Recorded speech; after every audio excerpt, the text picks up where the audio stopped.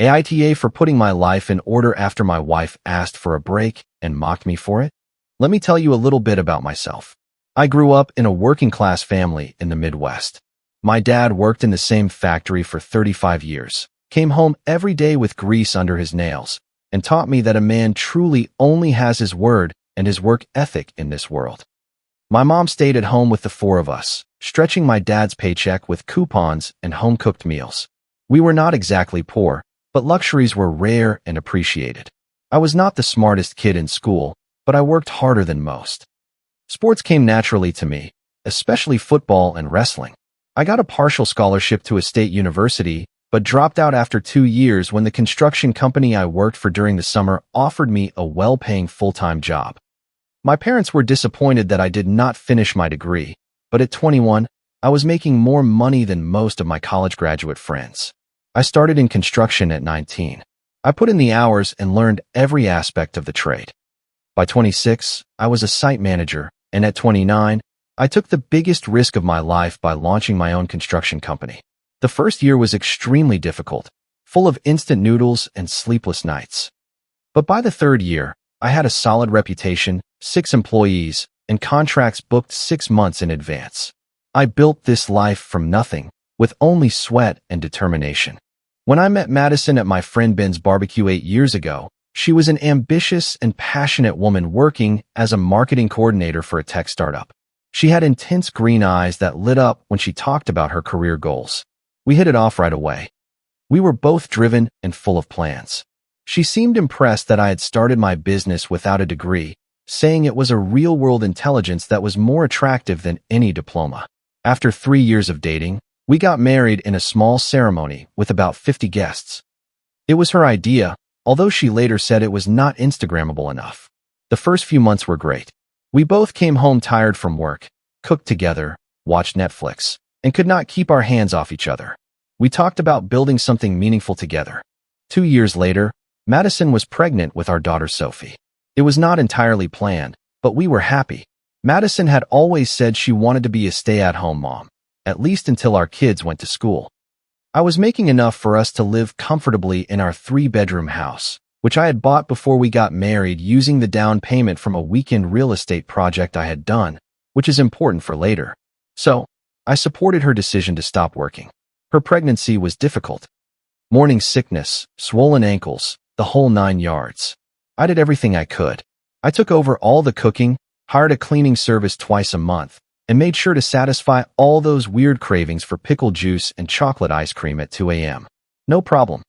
I even converted the 2nd bedroom into a nursery myself, painting it pastel yellow just like she wanted and assembling all the furniture. When Sophie was born, Madison struggled with postpartum issues. I understand hormones. It is terrible from what I gathered. I took 3 weeks off, which is tough when you run a small business, but family comes first. I handled the night feedings, changed diapers, and did everything I could, all while keeping my business from collapsing.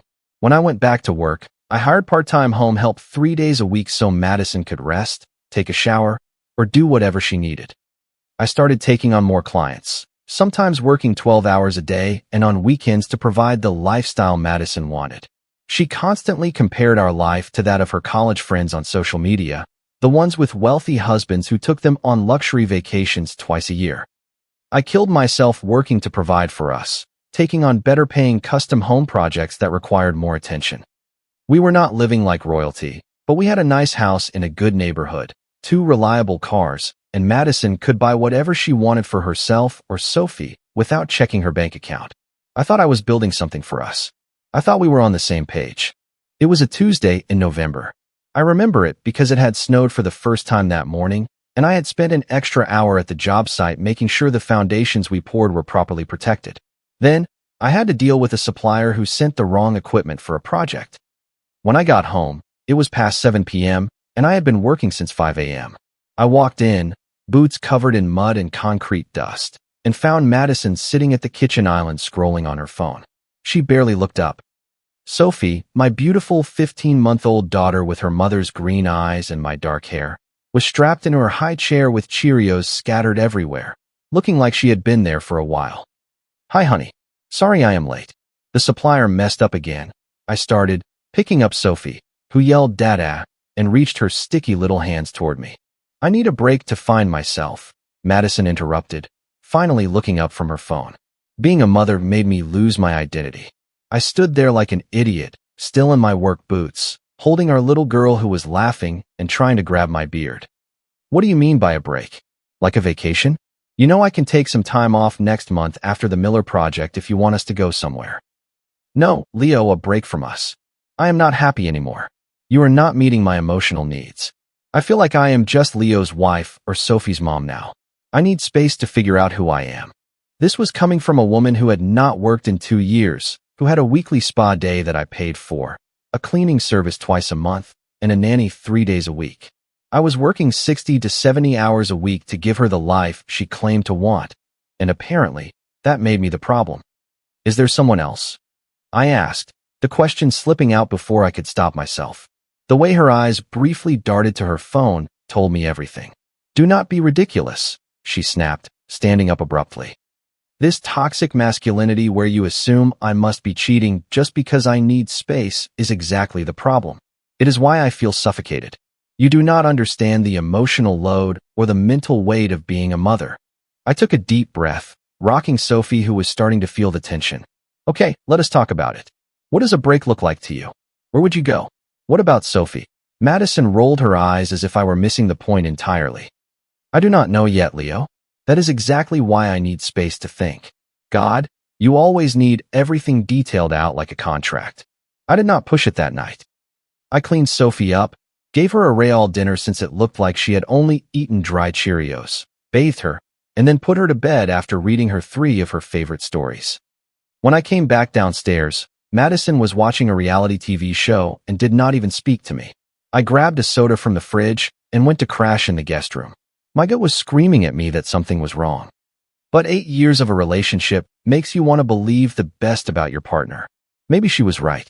Maybe I was too focused on providing and not enough on connecting. I fell asleep wondering how to fix things, not yet realizing there was nothing left to fix. The foundations were already cracked beyond repair. 2 days passed in a strange, tense standoff. Madison was suddenly too tired to take care of Sophie in the mornings. So I started waking up even earlier to take care of her before going to work, dropping her off at my mom's, who was thrilled to watch her granddaughter. When I got home in the evenings, Madison would leave for a girls' night out or some vague self-care time. On the 3rd day, my friend Mark texted me during my lunch break. "Dude, call me ASAP. It is about Maddie." I walked away from the job site and called him from my truck. "Listen, man, I did not want to get involved, but it does not look good." Mark started uncomfortably. "Jenna, my girlfriend, is in a gaming group with Maddie, some online role-playing thing on Discord. She has been watching Maddie overshare stuff about your marriage for weeks." My stomach tied into knots. "What kind of stuff?" "She is saying you are emotionally unavailable and too focused on work instead of your relationship. She says you guys have not had real conversations in months." I thought back to all the times I had tried to talk to Madison about our days, Sophie's development, and our plans, only to get one-word answers while she stared at her phone. "There is this guy in the group. He goes by Asher," Mark continued. "Jenna says Maddie sends him private messages constantly, like she stays up until 3 a.m. talking to him. That explained why Madison was suddenly too tired in the mornings. Jenna saw their private messages, not all of them, but enough. Yesterday, Maddie was bragging in the group chat about asking you for a break and how you accepted it like the emotional robot she thought you were. She was saying that this Asher guy really listens to her." I thanked Mark for the information and sat in my truck for a good 20 minutes staring into space. Everything was starting to make sense. The sudden need for space, the girls' nights out that clearly did not involve any actual girls, the constant texting. That evening, while Madison was in the shower, her new routine of hour-long showers with her phone, I did something I never thought I would do. I checked her Discord on her laptop that she had left open. The messages made me sick to my stomach. She and this guy were exchanging explicit messages along with pictures I did not even know existed. She was telling him how intellectually stimulating he was compared to me. Apparently, I am just a construction guy despite the fact that I run a successful business. She said she felt truly understood by him after only a few weeks of chatting online. There were also detailed critiques of our private life. Madison complained that I only wanted physical intimacy without an emotional connection, conveniently forgetting all the times I had tried to initiate a connection only to be rejected. She shared intimate details about my body and my insecurities, things I had told her in strict confidence. The worst part was, from what I gathered, this guy was unemployed, lived in his mom's basement in Oregon, and had never had a serious relationship at 29. But he was a free spirit who understood her on a deeper level and wrote mediocre poetry that she admired as if he were the next Shakespeare. He was already making plans for her to visit him, discussing the amount of child support and alimony she could get out of me, apparently enough to start a new life together. He even talked about how Sophie would adjust to the move once everything was settled. I took screenshots of everything, emailed them to myself, and then closed the computer exactly as I found it. I felt empty, like someone had scraped out my insides with a rusty spoon. When Madison came out of the bathroom in her bathrobe, phone in hand, I could not hold back. "So who is Asher?" My voice was surprisingly calm. Her face changed expressions 5 times in 2 seconds. Shock, fear, anger, calculation, and then indignation. "You snooped through my private conversations?" she yelled, clutching her phone to her chest. "Your computer was open, Maddie. It was not Fort Knox. Answer the question. Who is Asher? And why are you planning to take my daughter across the country to live with him?" "It is not what you think. He is just a friend who actually listens to me, unlike you. And if you had met my emotional needs, I would not have needed to go anywhere else. This is your fault." I reminded her that I paid for the phone she was holding, the internet connection she was using to chat with her friend, the roof over her head, and everything else that allowed her to spend her days in inappropriate chats with strangers while I worked tirelessly. "Oh, so now you are going to be financially abusive?" she spat. "You are going to hold making all the money over my head. That is why I need someone like Asher, someone who appreciates me for me, not just as a trophy wife." I almost burst out laughing at the absurdity of the situation. A trophy wife? When was the last time she had even bothered to put on makeup or dress up for me? Meanwhile, I was lucky to get a simple grunt of acknowledgement when I came home after 12-hour days. "I am going to ask you one last time," I said, keeping my voice calm even though I wanted to punch a wall. "Are you having an affair with this guy, emotional or otherwise?" "You cannot have an affair with someone you have never met in person," she replied, as if explaining something to a child. "And even if I was, it would be because you drove me to it with your lack of emotional attention." That was all I needed to hear. Her lack of a denial, which actually confirmed her involvement with this guy, along with the fact that she shifted the blame onto me, told me everything. "I am going to sleep in the guest room until we sort this out," I said, turning to leave the room. "Fine, run away from the conversation like you always do," she threw at me from behind. "That is why our marriage is falling apart." I did not take the bait. I closed the guest room door, lay on the bed, and stared at the ceiling, mentally replaying the last few months. How could I not have seen the signs? Had I really been that absent, or was she rewriting our history to justify her actions? One thing was certain, I was not going to let myself be played for a fool. If Madison wanted a break to explore things with the basement Shakespeare, she could have it, but not on her terms. The next morning at 4:30 a.m., while Madison was still sleeping, I got up, got dressed, and took Sophie to my mom's house. I explained enough of the situation so she understood it was serious, and being the saint that she is, she agreed to watch Sophie for the day without asking questions I was not ready to answer. Instead of going to the job site, I went to my office and made 3 phone calls. One to Ben, my lawyer friend who handles my company's contracts, one to my bank to set up an appointment, and one to a security company recommended by a client. I knew I had to be smart. While Madison was absorbed in her online emotional affair, thinking she held all the cards, I was getting my affairs in order. Ben was straightforward when I explained the situation to him. "Leo, buddy, you need to protect yourself and Sophie. Madison has already shown she is willing to put her own desires above her daughter's needs." He advised me to document everything. The screenshots of her conversations with Asher, proof of all the money I was spending on her, and the hours I was working while she was finding herself online. He also suggested I keep a journal of Madison's parenting behavior as well as my own with Sophie. "The courts usually favor the mother," he warned me. But if you can show that she is barely involved and that you are the stable parent despite working full-time, you have a chance at getting primary custody. I had security cameras installed in the common areas of the house, which is completely legal since I own it, and I informed Madison. She rolled her eyes, too busy sending messages to really protest. At the bank, I opened a separate account and started transferring money into it. Not enough to raise suspicions, but enough to have a safety net if things went south quickly.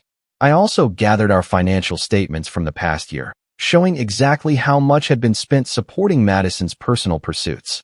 Next, I slightly reduced my working hours. Instead of 12-hour days, I cut back to 9 or 10, delegating more to my team leader Dave, who was perfectly capable. This gave me more time with Sophie and allowed me to document what an involved father I was despite my demanding job.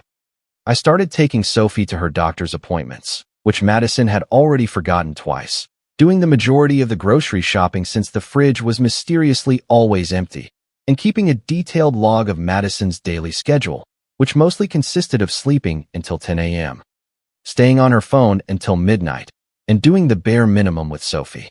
Madison was so wrapped up in her little imaginary world that she did not even notice what I was doing. She would take FaceTime calls with this Asher guy right in the living room, almost completely ignoring me, and sometimes even ignoring Sophie, who would waddle up to her saying, "Mama," only to receive a distracted pat on the head before being sent back to her toys. One evening, I heard her tell him, "Once I sort out the logistics, I can come visit you." Leo is so naive. He thinks this break is temporary. He is still sleeping in the guest room like a good little boy. That was the moment I knew it was beyond repair. I would not be her backup plan or her ATM while she test drove a life with a discount version of Shakespeare. I consulted 3 divorce lawyers before choosing Laura, a straightforward attorney experienced in defending Father's rights. She reviewed the evidence I had gathered and nodded approvingly. "You have done well, Leo. Most men in your situation react instead of anticipating. Let us put together a strategy to protect your rights and Sophie's well-being." In the meantime, to keep up appearances, I started going to therapy. Not because I thought I could save our marriage, but because I needed a professional record of my efforts to improve myself, in stark contrast to Madison's lack of effort. Plus, talking about this mental chaos actually helped me. Dr. Evans was direct. "Leo, from what you describe, Madison is showing classic signs of someone deep in the fog of an affair. She is rewriting the history of your marriage to justify her actions. She is compartmentalizing her role as a mother to chase this new excitement. And she is shifting the blame onto you for her own choices. So what do I do?" I asked. "Keep documenting everything, avoid arguments, and prepare yourself for the possibility that she might not snap out of this state. Maybe never." It hurt to hear, but deep down, I knew he was right. The woman I had married was gone, or perhaps she never truly existed. Either way, I had to protect myself and my daughter from the coming storm. As the weeks passed, Madison became increasingly arrogant and unpleasant. Every day, it was as if she took off another mask, revealing the person she had apparently always been. One Sunday, my only full day off, she flat out handed me a list of chores to do because she was too emotionally exhausted to handle them. I talked to my life coach. In reality, a stranger she met on Discord charging her $200 an hour for Zoom calls. Yes, I saw the credit card statement. And she says I need to prioritize my well-being. As the emotionally blocked male partner, you should be doing more around here. I looked at the list. It included mowing the lawn, fixing the garage door, cleaning the gutters, doing all the laundry, including her delicate clothes, and prepping her meals for the week. Nothing regarding Sophie, of course. I handed the paper back to her. "I handle my share of the parenting and household responsibilities, just like I always have, but I am not your servant." She went hysterical, launching into a tirade about the mental load of being a mother and how I could not understand because of my male privilege. Meanwhile, our daughter was playing quietly in the playpen I had set up that morning after making her breakfast. "What mental load, Madison? I handle all of Sophie's medical appointments. I do most of the grocery shopping and the cooking, and I still work 50 hours a week. What exactly are you doing that is so mentally exhausting?" "You just do not understand anything," she screamed, storming off to obviously go video chat with Asher. The irony was that the security cameras revealed Madison barely spent 2 to 3 hours a day actually taking care of Sophie. The rest of the time was screen time, either Sophie in front of a tablet or Madison on her phone with Asher. She started criticizing everything about me. My parenting style, saying I was too rough when playing with her, just because I was tossing Sophie in the air and she was laughing hysterically. My job, saying it was just construction, not rocket science, despite the fact that my simple construction company fully funded her lifestyle. Even my gym routine, claiming it was so superficial to go to the gym when I should be helping her, without ever specifying what she needed help with since I was already doing most of the work. The woman who once told me my work ethic and strength were what attracted her to me was now using those very qualities against me, as if it were a flaw to know how to build a house, carry heavy loads, or work until a job site was perfectly finished. One day, she left a notebook open on the kitchen counter while she was in the bathroom. I am not proud that I looked, but after everything that had happened, I felt justified. It was a journaling exercise assigned by her life coach, where she listed the traits of her ideal partner versus her current reality. Under ideal, she had written, intellectually stimulating, creative, and sensitive, understands my emotional needs without me having to explain them, prioritizes quality time over material things, sees me as an equal and not just a mother or wife, spiritual connection. Under current reality, which obviously meant me, she wrote, only talks about work and practical things, no creative hobbies, emotionally unavailable, does not understand deep needs, thinks providing financially is enough, sees me mostly as the mother of his child, no spiritual dimension. I was dumbfounded. In what universe was I the man she was describing? I had taken up woodworking years earlier and built half of our furniture, including Sophie's crib. I had tried countless times to talk about topics other than work, only to be met with one-word answers. I had planned surprise dates until she started canceling them at the last minute for her own personal time. That is when I realized Madison had created a fictional version of me to justify her affair. In her mind, I had become the villain of her story, the obstacle to her happiness, no longer the man she had built a life with for 8 years. She came back from the bathroom and saw me looking at her notebook. Seriously, are you snooping through my private thoughts now? Respect goes both ways, Maddie, I replied calmly. You describe me as an emotionless robot, but that is not reality. That is the story you tell yourself to feel better about what you are doing. You know nothing about how I feel. You never have. I just walked away. There was no point in arguing with someone who was rewriting history to fit her narrative. I took Sophie to the park, letting her toddle around the playground while I sat on a bench, trying to reconcile the woman I had married with the stranger now living in my house. That night, she did not come home until 11 p.m., claiming she was out with friends, even though her location, which was still shared on our phones, showed she had spent 4 hours in a Starbucks parking lot, likely on a call with Asher. She did not ask about Sophie, did not check to see if she was okay. She went straight to the shower with her phone. It was like watching someone I loved morph into a person I did not even recognize anymore, and there was nothing I could do about it. For weeks into this break, I came home from the gym to find that Madison had spent $600 on clothes using my credit card. When I asked her for an explanation, she said, I deserve to feel good about myself. Your constant criticism is the reason I needed this break. I was too tired to argue. I just nodded and went upstairs to take a shower. Then I spent time with Sophie, who was thrilled to show me she could stack her blocks higher than before. That night, Madison left her computer open when she went to take a bath. A message from Asher popped up. Curiosity got the better of me, and I looked. He was openly mocking me. She was calling me desperate and pathetic because I was still trying to fix things, which really meant providing for my family and taking care of my daughter. She laughed about the fact that I had started therapy, writing, It is hilarious that he thinks he can change. He is so naive. As soon as I get the child support and alimony sorted out, I can come see you. His business did really well last year, so I should get a nice lump sum. I did my research. And Oregon laws are more favorable to mothers, so I will file the paperwork once I am out there with Sophie. He will have to pay for us to live near you. Something broke inside me, not in a fit of rage, but in a moment of total clarity. I took pictures of the conversation and closed the laptop. When she came out of the bathroom, wrapped in the fluffy bathrobe I had given her for Christmas, I was sitting calmly at the kitchen island. Well then, she asked, clearly suspicious of my calm demeanor. I have been thinking about this break you wanted, I said in a steady voice. And I think you are right. We need to make some changes. Her eyes lit up, probably thinking I was going to make some grand gesture to win her back. I think it is time to stop pretending. You want to be with Asher? Then go be with him. You have until the end of the month to move out.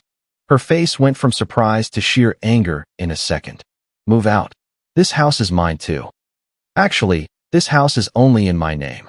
I bought it before we got married, remember? It is my separate property, and I have the deed to prove it. And as for Sophie, it will be up to the court to decide who provides the more stable environment. She pulled out her ultimate argument. No judge is going to take a child away from her mother. I will get full custody, and you will be lucky if you get to see her every other weekend. I smiled, which seemed to unnerve her more than if I had yelled. You would be surprised what judges think of mothers who neglect their kids to have online affairs. I have documented everything, Madison, absolutely everything. For the first time, I saw fear in her eyes, but it quickly gave way to defiance. You are bluffing. You have nothing. I pulled out my phone, opened my emails, and showed her one of the screenshots.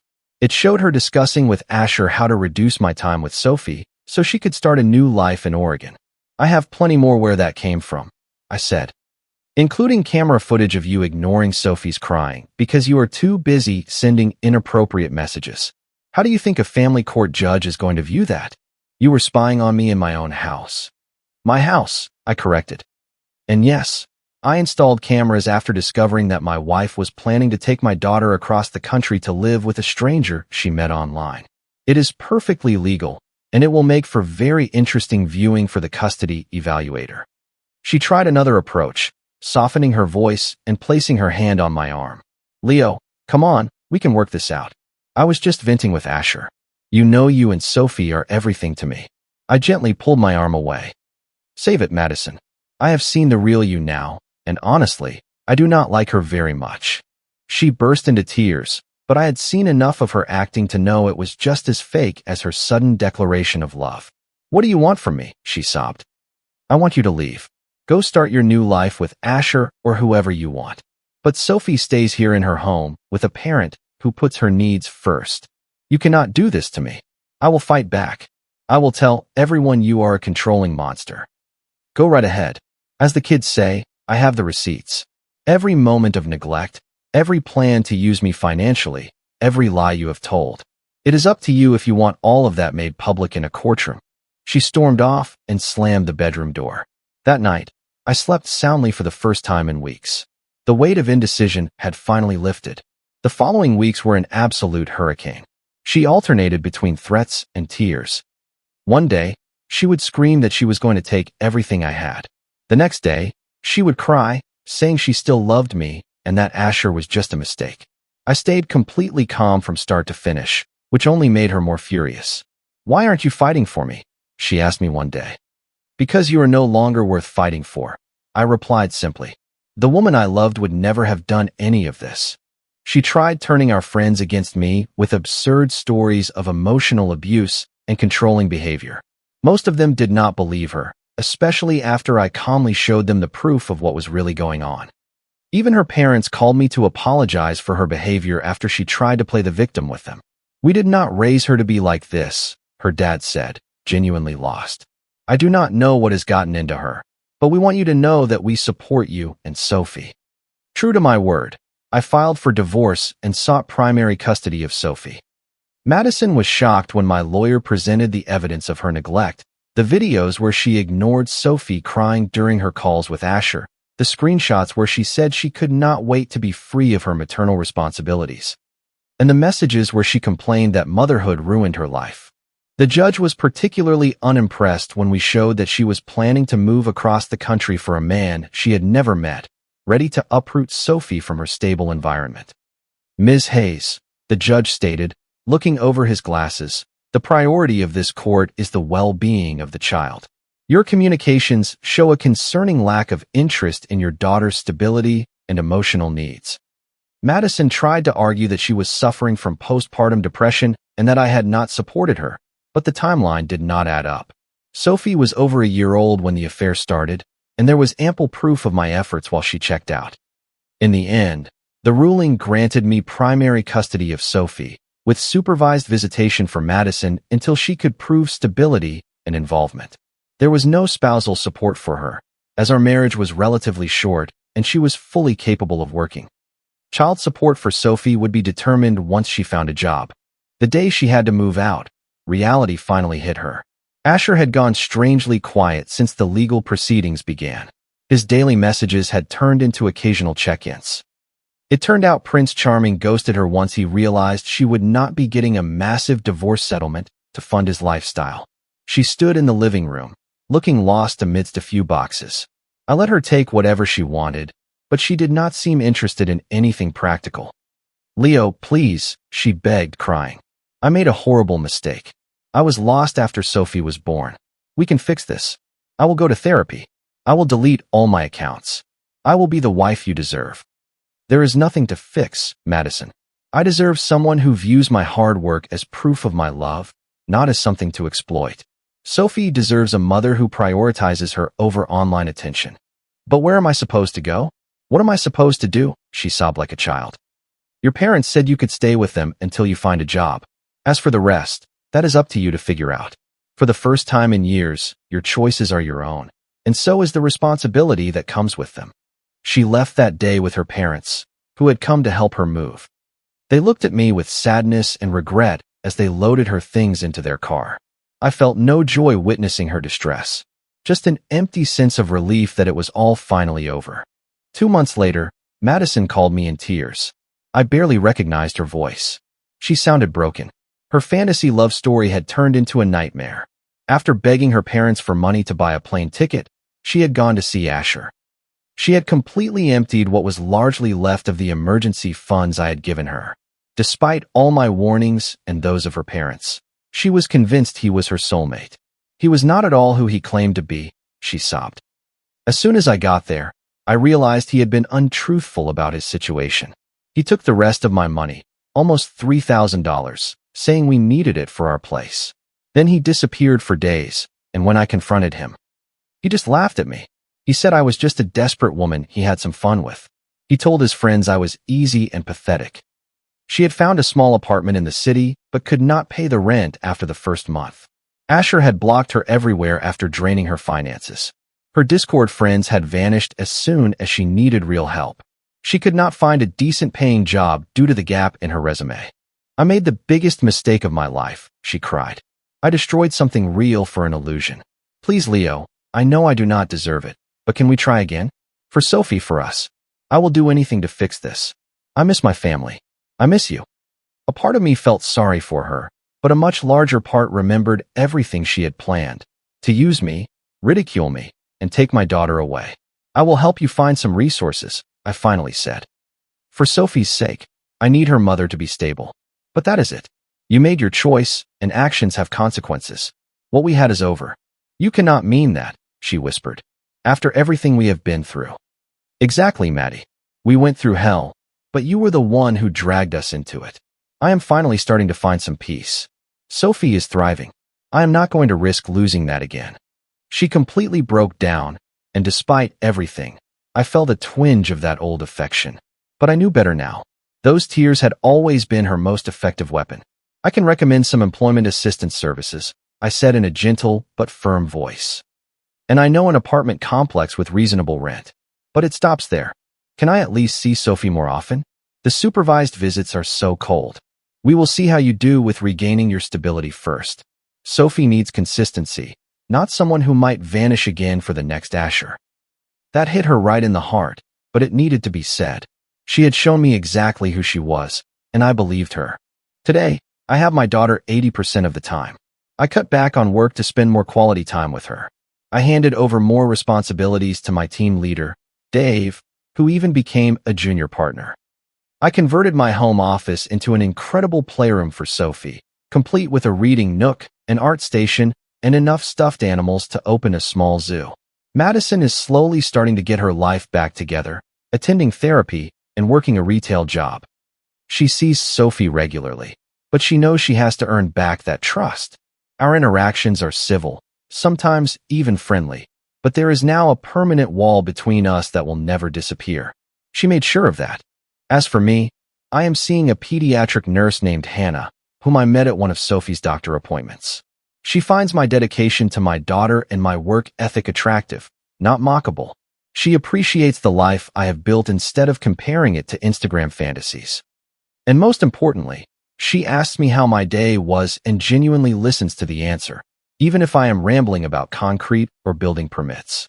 The first time Hannah came over for dinner and saw my woodworking shop in the garage, she asked me sincere questions about the coffee table I was building. Madison used to find that hobby boring and useless when we were together. Sometimes, the best outcome is not seeing someone else face hardship. It is building a better life while they realize what they threw away.